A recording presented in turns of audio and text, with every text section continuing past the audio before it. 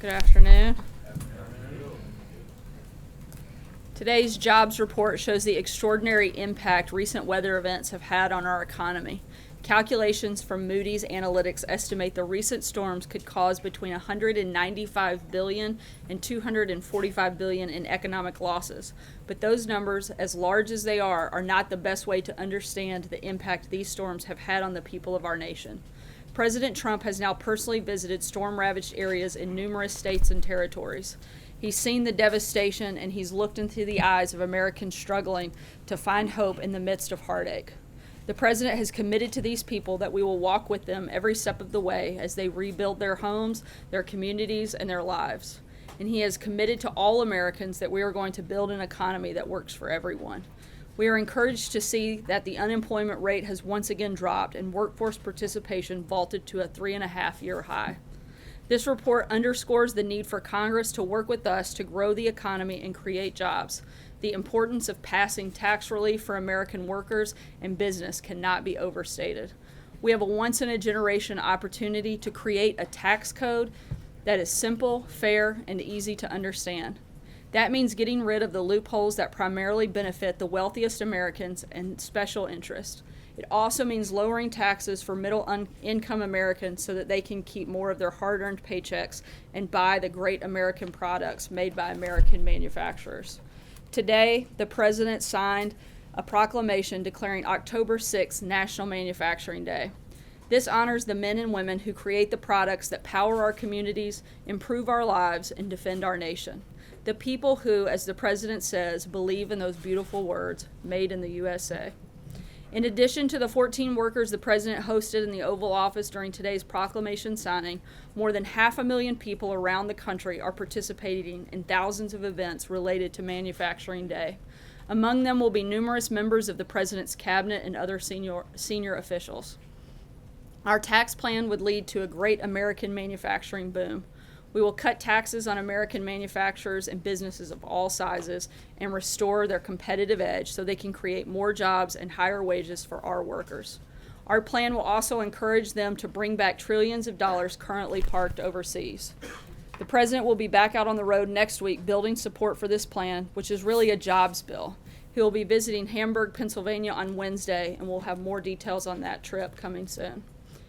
And with that, we'll kick off Friday with questions, and we'll start now.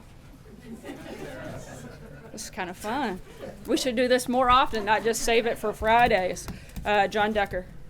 Thank you, Sarah. The body of another U.S. soldier has just been discovered by local forces in Niger, which brings to 4 the total number of Green Berets that were killed on Wednesday in Niger. So far, there's been no response to this by the president. No tweet from the president, no statement from the president.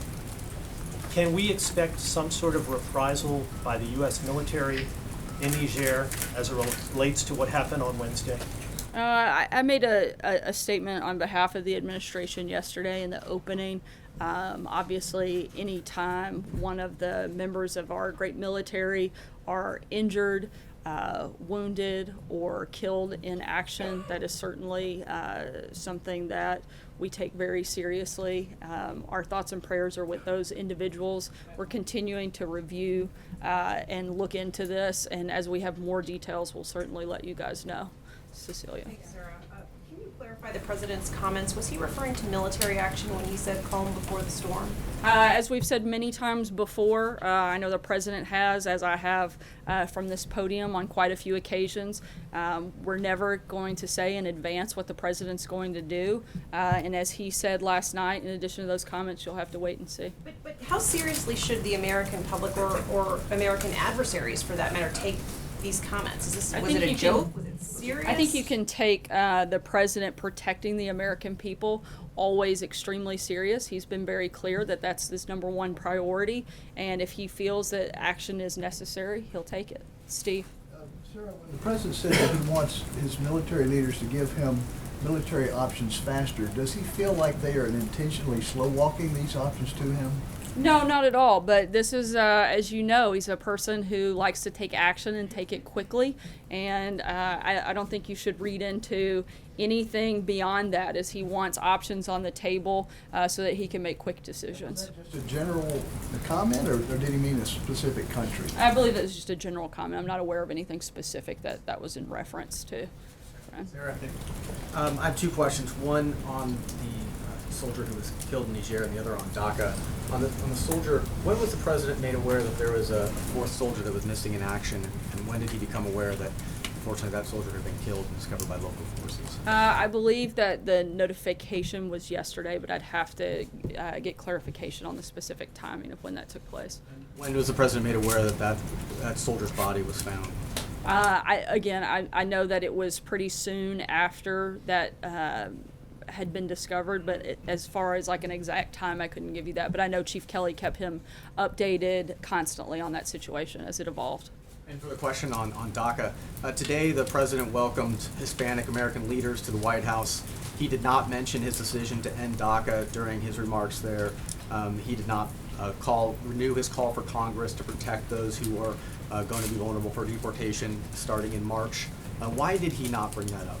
Look, I think he's been clear. There's no reason to continue to reiterate the same position that he's held. He's called on Congress to act on it. You can expect in the coming days that he'll lay out his responsible immigration reform. I think you can count on that to happen very soon. And that's all part of the process moving forward. But he hasn't been unclear about what his position is on that front. April. Sarah, going back to calm before the storm. When presidents deal with world matters like this, all options are on the table. Has this White House exhausted diplomacy?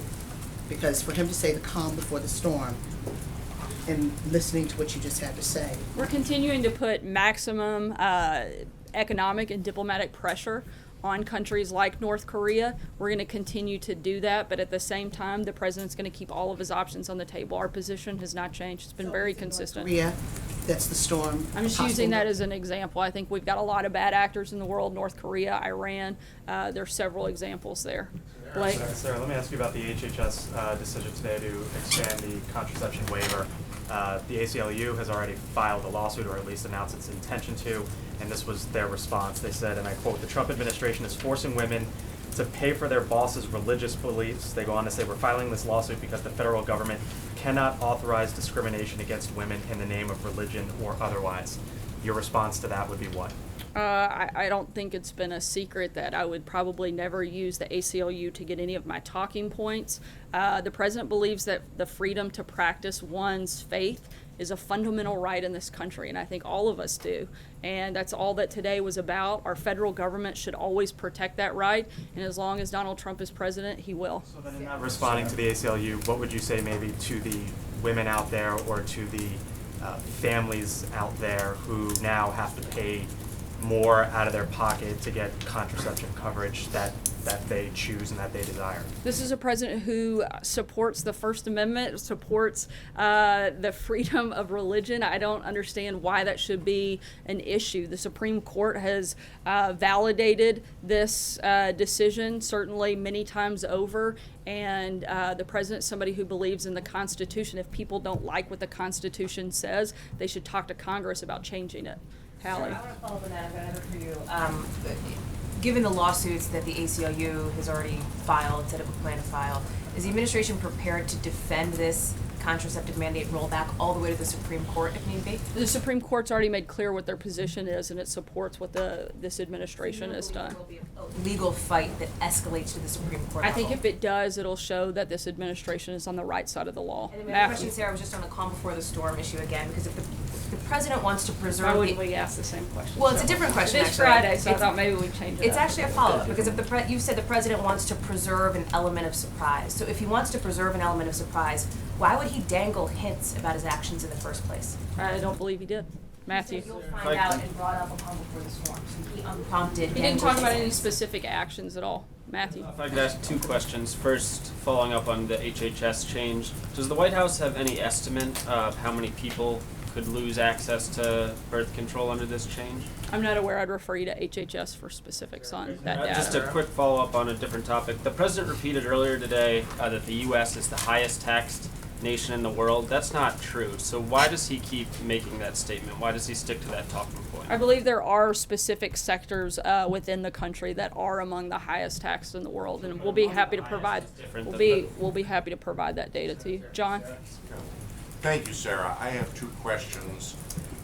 First, there's been rumors that Prime Minister Tsipras of Greece will come here on the 17th, meet with the president, and then meet with the vice president on the 18th, and we've had no confirmation. Is the Prime Minister invited, and is he coming to meet the president and vice president? He is, and I believe that date is correct. The 17th, I believe that he'll be here on that date.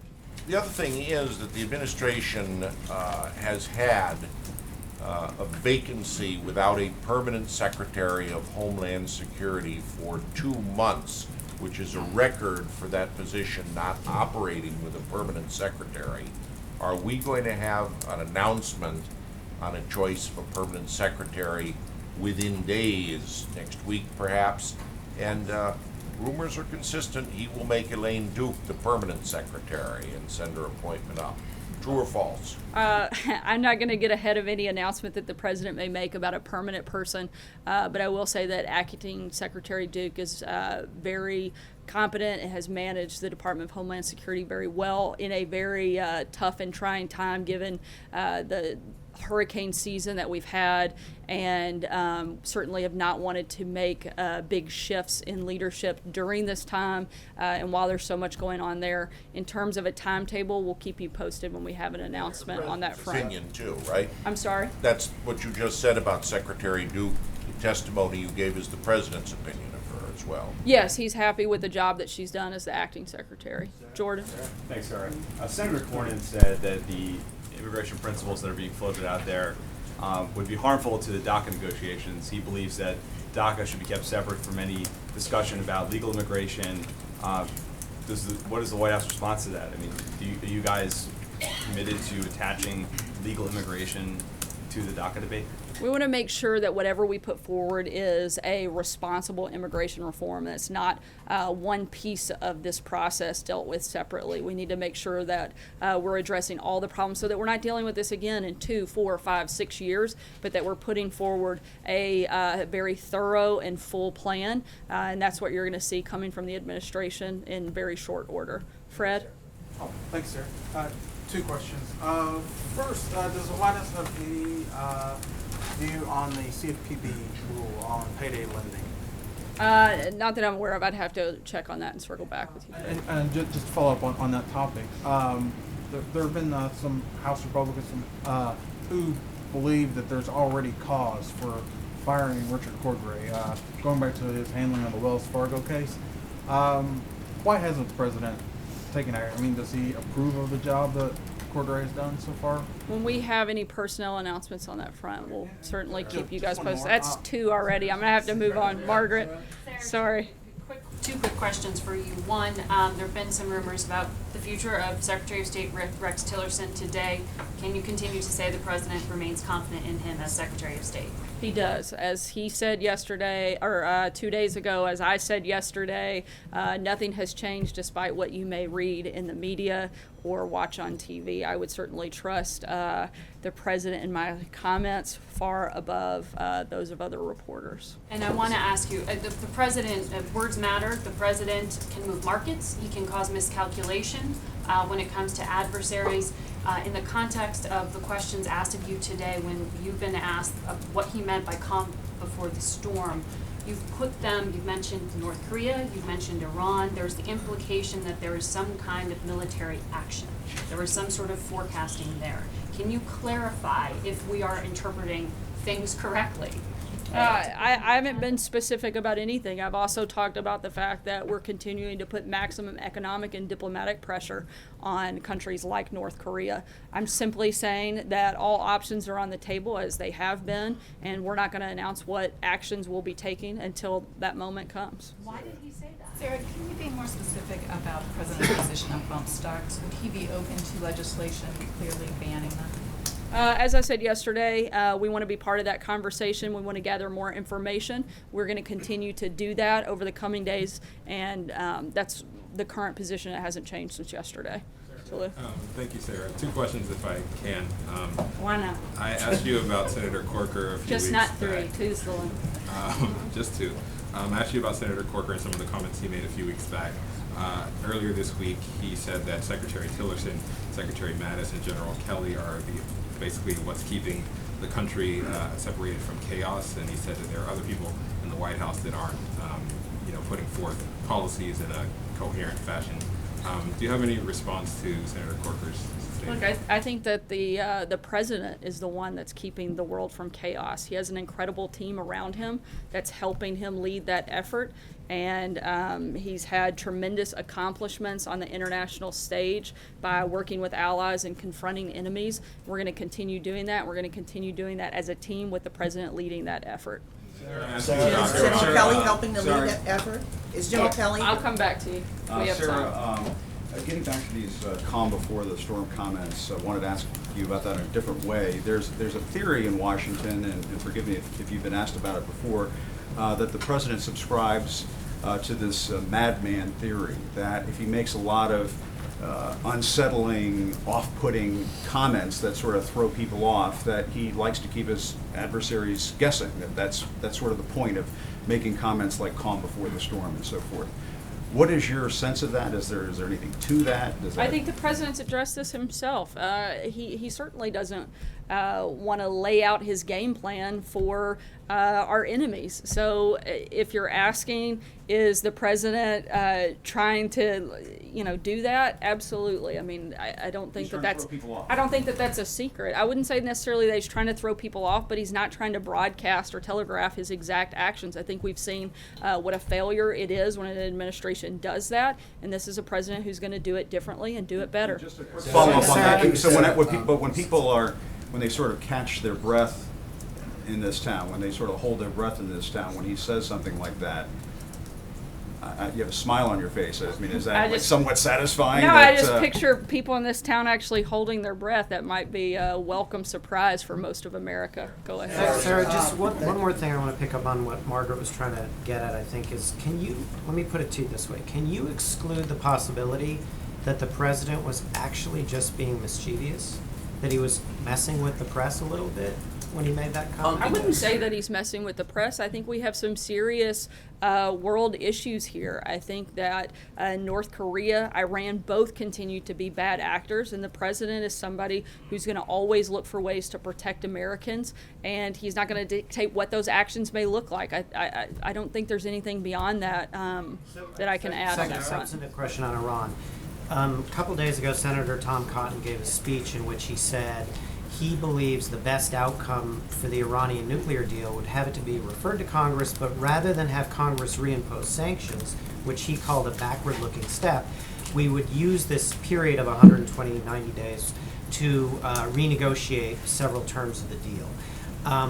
Does the White House think that sounds like a plausible, like a good way to deal with the Iran nuclear deal? I'm not going to get ahead of the president's announcement on the decision that he has. What I can tell you is the president isn't looking at one piece of this. He's looking at all of the bad behavior of Iran, not just the nuclear deal as bad behavior, but the ballistic missile testing, destabilizing of the region, #1 state sponsor of terrorism, cyber attacks, illicit nuclear program. He wants to look for a broad strategy that addresses all of those problems, not just one-offing those. That's what his team is focused on, and that's what he'll be rolling out to address that as a whole in the coming days. Steve? Follow up on that. Is it the president's wish that Congress reimpose sanctions on Iran for those bad acts you're talking Again, about? I'm not going to get into the details of what the president's decision is until he makes that later in the week. One other question about Cuba, Sarah. Sarah, about Cuba. Our CBS News reporting today has taken the story to a new level. There are now Americans who do not work for the government who are saying that they're subject to these health attacks. The State Department is telling us that there are a handful of Americans who have reported these symptoms. What's going on here? How is the White House viewing this? How are we going to get to the bottom? Something we take extremely seriously. We're continuing to investigate. The State Department is taking the lead on this effort, and we're going to continue looking into this until we get some real answers. You're calling me Sarah. Sarah, you I'll come back. Just to drill down a little bit on what you said yesterday about press, saying that we owe it, I don't think anybody disagree that we should be as accurate, fact-finding as possible, but to flip it, do you and the president believe the president has a responsibility to be as truthful and honest with us as possible? Has he done it? And for those surrogates who have used your terms, alternative facts, would they then not do that? Absolutely. I think we all come here every day and do our very best to give you the best and most accurate information that we possibly can. April? I think so. Okay, going back to the answer about leadership, the president's leading, is General Kelly part of that leadership team with the president as he's leading in this White House? Absolutely. Does the president have confidence in General Kelly? Absolutely. And if today's Friday, could we expect a resignation today from anyone? I don't think so, April. David? Thank you, Sarah. Since we last heard from you, the film producer Harvey Weinstein has become the subject of some very serious sexual harassment allegations. And there's building pressure among Democrats who received campaign donations from him to send the money back. And I note that this particular producer was very critical of the president during the campaign and suggested that Latinos in Hollywood would be deported if he were elected. Does the president support the idea that Democrats who got donations from this person should send the money back? I think it's a decision for those individuals to make. Whether or not that's money that they want to take, that's up to them. That's certainly not a decision for us to make. And one more, I'm sorry. Why hasn't the president fired John Koskinen from the IRS, given all the scandal over the conservative targeting scandal that he commented about so much during the campaign? Why does John Koskinen still have his job? I'll have to ask him, David, and get back to you. Deb? Las Vegas question. The president lavished praise on the Las Vegas police for their amazing handling and their response after the Sunday mass shooting. Nevadans credit federal programs that train police to deal with terrorist attacks. I'm sorry, can you speak up a little bit? Nevadans credit federal money programs that train them to deal with terrorist attacks for their great response. You all have cuts in those programs in your budget plan. Are you rethinking that? I think at this point we're continuing to move forward. If there is a moment where we feel like the safety and security of American citizens may be at risk because of cuts, I think we'd have to revisit it at that time. Jim? Sarah, the nation lost 33,000 jobs in September, and I was just curious how the president feels about that, and is he stepping up his efforts to convince Congress to pass major tax reform because of this surprising job loss in September? I think that today's report shows certainly the devastating impact of the hurricane season. But while many displaced weren't able to work, the economy still remains extremely strong. Those people continue to have jobs, which is why the unemployment rate actually fell.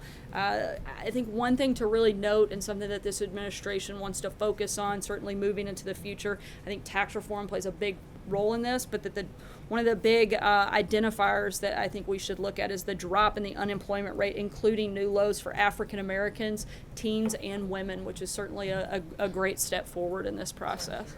Sarah, question about the Affordable Care Act. President Trump has repeatedly said that we should just let Obamacare implode. But there's a new report in the Washington Post that says that President Trump personally directed administration officials to deny a request from the Republican governor of Iowa to fix the Obamacare market in that state. Is that true? I'm not aware of that specific directive, so I'd have to check into that and get back to you. If it is true, I'm not going to comment on hypotheticals where I don't have the information in front of me. Thanks, sir. I wanted to ask you a question about the Iran recertification process.